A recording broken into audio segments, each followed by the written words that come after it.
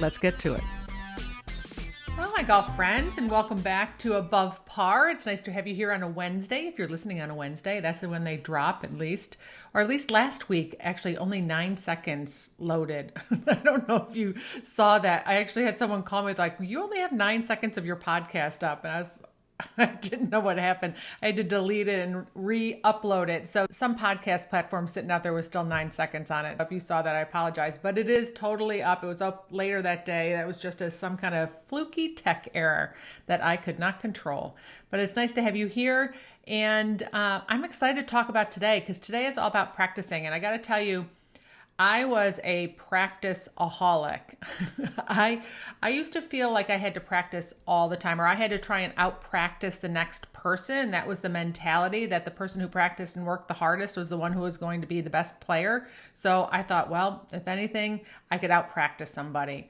It was actually got to the point, it was so bad, so bad as far as like I was so obsessed with practicing, especially when I was playing for a living, was that I would really feel guilty and felt like my game would go backwards if I actually didn't practice, if I took a day off.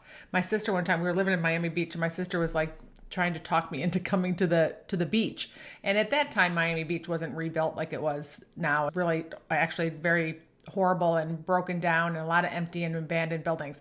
But where I was, which was central Miami Beach, my sister talked me into going to the beach, which I'm not really a beach person because I'm in the sun all the time. But I decided to go hang with her for the day. But I brought my sand wedge and a basket of balls, and I hit balls against the back of the condos in my bathing suit. I made sure no one was watching or anybody was around that I might scull a ball into them. There wasn't very many people out there. But that's how like crazy I was about practicing. My mentality has totally changed. And if you are a practice-aholic or you feel like you have to practice before you'll be able to see results in your golf game, or that if you don't practice, you go backwards, that is really quite a mentality and a thought pattern in there that's worth taking some look at it, because it's not true. And conversely, there's also some people who are like going, nope, I don't practice. I'm always intrigued by people who are not practicers. So I wasn't really going to talk to the people who don't want to practice because I figured they're probably not listening to this because of the title of the podcast. But this is what I want to tell you. If you are a person who doesn't like to practice, or you might pride yourself in that you're someone who doesn't practice, you really want to ask yourself why. Are you not practicing because you don't know what to practice? Because that's a thing. Like if you don't know what to practice, I really wouldn't encourage you to go out there and just whack balls for the sake of whacking balls. Because to me, that's just like treading water. You're going to spend a lot of energy and you're not necessarily going to go anywhere. You might have a bad history with practicing where you've gone out and practiced and you've gotten a little bit worse. That could be, again, because you really don't have a plan or objective when you go out there. You might not want to take the time or the energy to do it. You just have a busy schedule and you'd rather spend all your time just playing versus practicing. And that's fine. But you're also then, for the last option I'm going to give you, is you're also saying that you're very content with where you are, because it's important to know that you're not going to be able to change your swing dramatically on the golf course. You want to be in a relaxed environment and make some repetitive motions over and over again for anything to get ingrained into your swing. One whack at a 3-wood is not going to change your ability to hit that 3-wood. So if you're not practicing, you are basically saying to yourself that this is where I am. I'm going to figure out how to play with the talent that I have. Totally 100% nothing wrong with that. But just make sure that you're honest with yourself, because if you want to play better golf, you're going to have to spend some time on that practice range if you want to change anything or ingrain anything and become more consistent. So let's talk about actually why you would practice. This covers everybody, the people who don't like to practice and the people who do. You want to practice because you're making a swing change and you want to make those repetitive motions on the swing. You're trying to be more consistent with that motion, ingrain it into your body. The old muscle memory, so to speak, thing, as effective as that is. That is the reason that most people go out and practice. Some people, like me, I like to hit golf balls. I enjoy it. So you might actually like to go out there and practice. If that is you, you definitely want to listen to the latter part of this podcast so you make sure you're making the most out of your time when you're out there or not going backwards. And the third reason that you might go out and practice is that it's bad habit prevention. A lot of times with golf, we ebb and flow in and out of good swings and bad motions and tempo.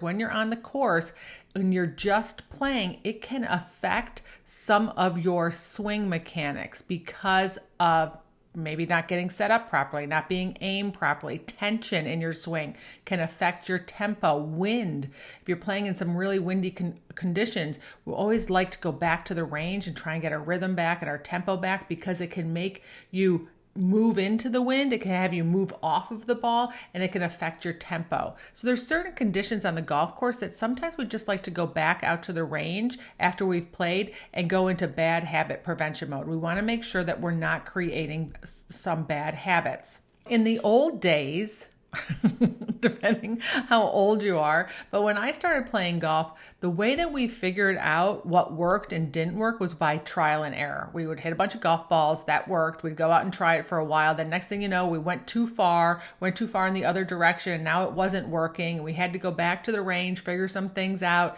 and start undoing some of the things that we overdid. So it was just such a vicious cycle of going up and down, overworking something, going in the other direction. So what I mean by overworking something is, let's say that you had a swing thought where you're like, I'm going to take the club a little bit more from the inside, and I think that's going to really help me straighten out my golf ball. And the next thing you know, you overdid it. Now you're too far to the inside.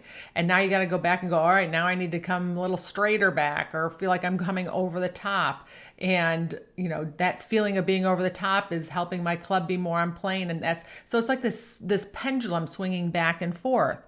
Today, we have technology that helps us. It makes the process so much faster. But when you grew up playing golf, in the era that I grew up in, is that we were always in bad habit prevention. We didn't want to have that pendulum swing too far to one side or the other. So we go out and we're always focusing on our fundamentals, because 90% of the time, your swing mistakes are going to happen from your fundamentals. That's your grip, your posture, your alignment, your ball position, and the width of your stance. Those 5 things. When we mess those up, or we get those a little out of sorts, then we start doing some funky things in our swing.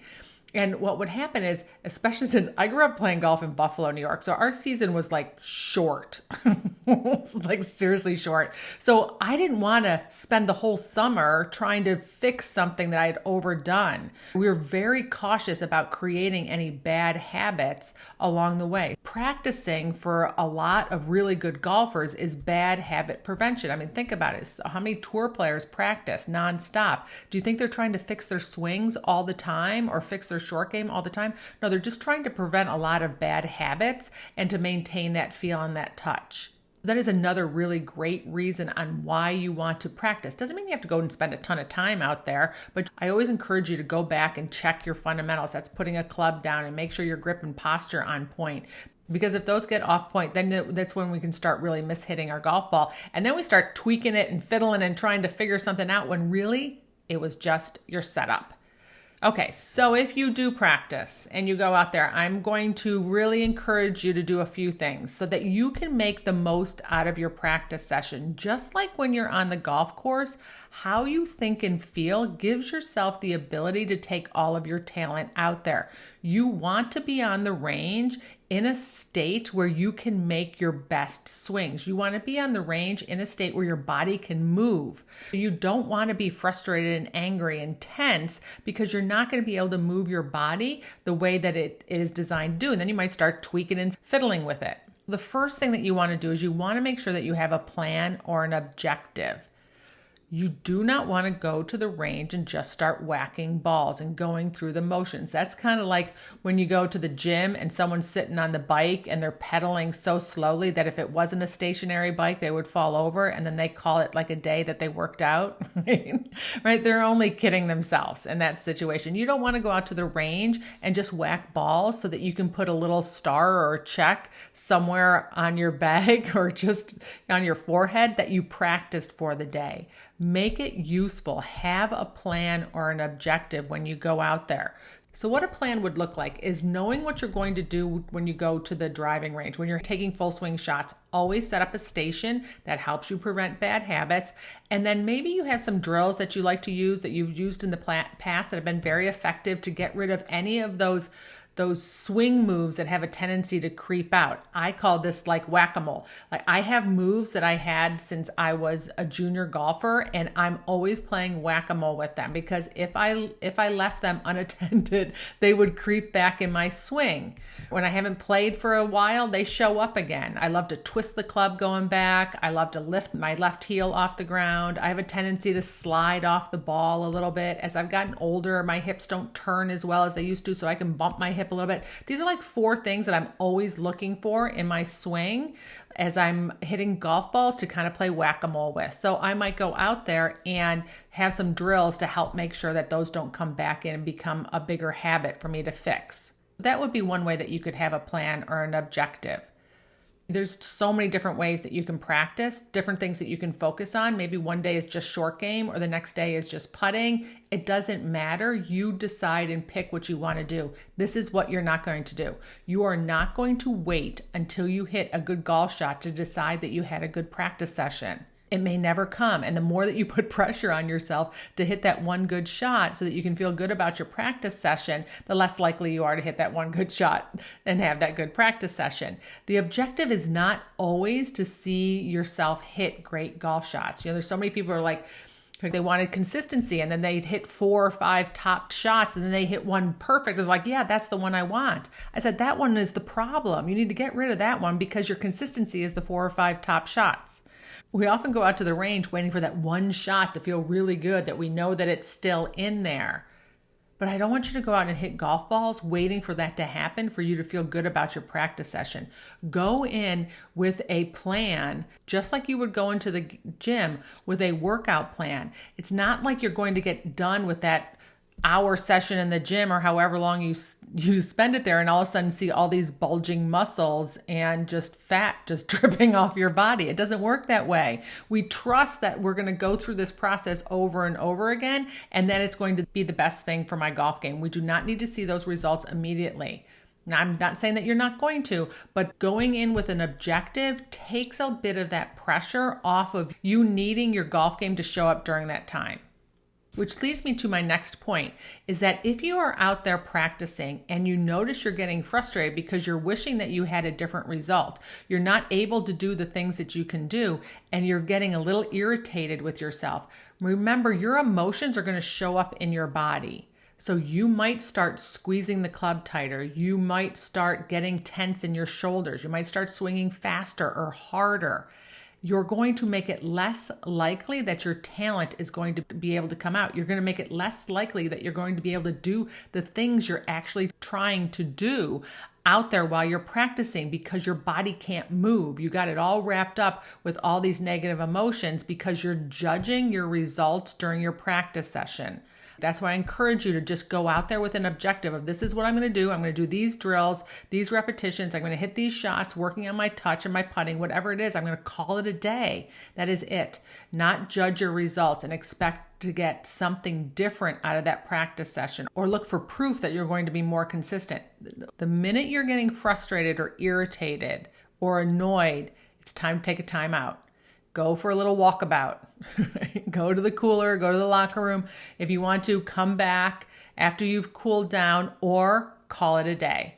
Not a problem. But the more golf balls you hit when you're not in a state where you're going to be able to make your best golf swings, moves, where you're going to be able to move your body and focus. This is the other thing. When we're irritated and when we're frustrated, we're not thinking clearly. So you're not going to be open to all the things that are working. You're going to be looking for all the things that aren't working. So it's time to take a little break. And if you can't come back and stand over and hit some balls or practice where you're very clear, you're calm, you can focus and pay attention, you're motivated to be there, then you're not going to get the most out of that practice session. In fact, I would tell you that you might go backwards. You might get less out of that practice session.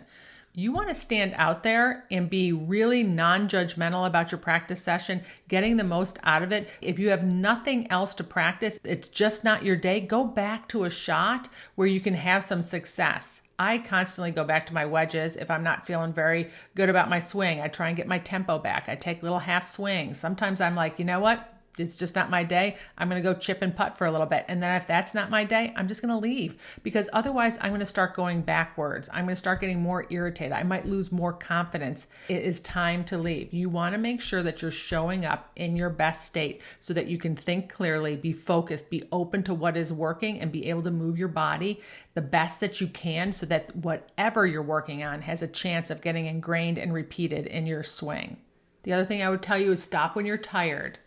For sure, because your swing is going to get a little loopy and lazy and you might sway, right? When you start mishitting a bunch of shots. The other thing to do is to stop if you're mishitting a bunch of shots in a row, right? Now you're creating a pattern. You're creating a consistency, just like my example of that person who topped that ball a bunch, and you're not wanting to ingrain that. If you do more than 4 or 5 in a row, it's time to take a pause and maybe switch clubs or switch gears or try something different so that you're not ingraining a bad move into your swing. I'm all about practicing, but if you are going to go out there and spend your valuable time out there practicing, make sure that you're in a positive mindset so that you can make the most out of that time, so that you can ingrain those moves into your swing and be able to take them out onto the golf course faster. Because the slowest way for you to make progress in your golf game is to go out there hitting golf balls when you're irritated or frustrated or you don't want to be there. And this is the other thing that I wanted to share with you. There's such a difference between feeling like you have to practice and that you're obligated to practice, which was a lot of my mindset, right? It became from such a negative energy and negative emotion versus I want to practice. And when you show up with the thought that I want to practice, you're going to get so much more out of that session. It's not too dissimilar going back to exercising. When you tell yourself I have to exercise versus telling yourself I want to exercise. Two totally different experiences. So don't shame yourself into practicing either. Figure out what you need to say to yourself to get to the point where you want to go practice, where you're going to enjoy the process versus saying to yourself, I have to practice. You do those things and you will get better so much faster. All right, my friends, have an amazing practice session. And if I can be of any help helping you clear up your thoughts, getting more out of your golf game, reach out to me at kathyhartwood.com chat. Let's talk about it. All right. Have an amazing week. I'll talk to you next Wednesday.